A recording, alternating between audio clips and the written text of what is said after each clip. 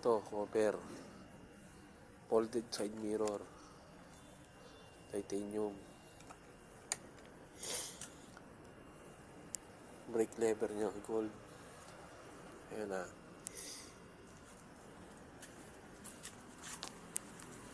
Decals. Winglet.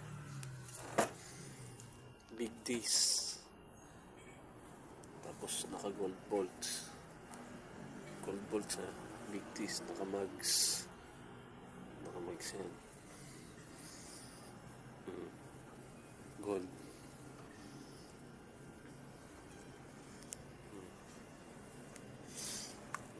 Naka titanium. Titanium yan. Tapos yung ito lang yung pangit eh. Ito naka ano yan, naka dito sa GR5 to eh, yung ehe double lock yan, double lock. Tapos itong sa gilid na to, ito nagasgasan na to sa gilid na yan, pati kabila yan, yan o, dumi.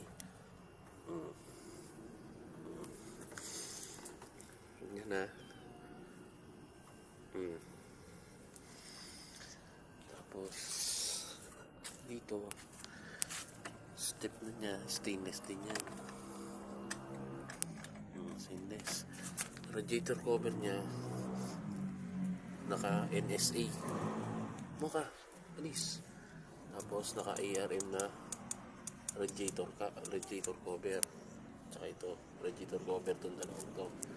Tapos yung takip niya ARM din, madumi ARM, naka GR5 volts ARM din yan, ARM. Tapos yung takip niya ng oil ARM din yan, gold. GR5 volts. Naka titanium, ito titanium sa swing arm to. Ayun yan, swing arm, titanium yan. Ito yung swing arm na Motaro. Motaro yan ha, Motaro. Ayan yan. Ayan yung mga binago ko dyan. Ito Kaiser pipe na naka carbon. Kaiser pipe yan. Tapos itong tapaluto na OEM Tarhager, magkaiba ito at saka ito, galing Indonesia yan eh. OEM Tarhager yan ha. Yan. Tapos itong tail light na may iba-ibang kulay, RGB tail light tawag dyan. Tapos itong cover ng Japan, ito naman ARM to, ARM yan ha, RGB bolts. Tapos ito yung tinatawag na beloscope. Yan yung beloscope na sinasabi ko, ang dumi nga lang, beloscope. Tapos naka-bolt din siya ng RGB. Yan. Tapos ito din yan parang carbon.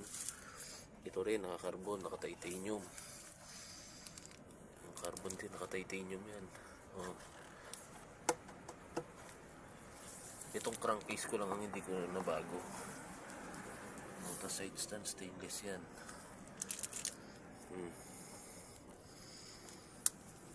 Tapos yung decals niya, ano pa ba? Ito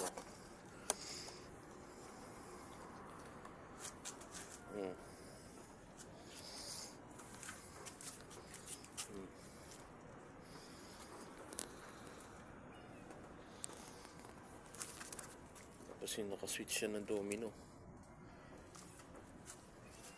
switch.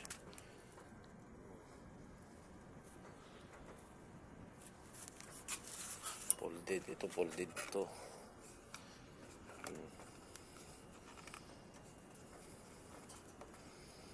Pwede itupi-tupi kasi ganyan ang Indo eh.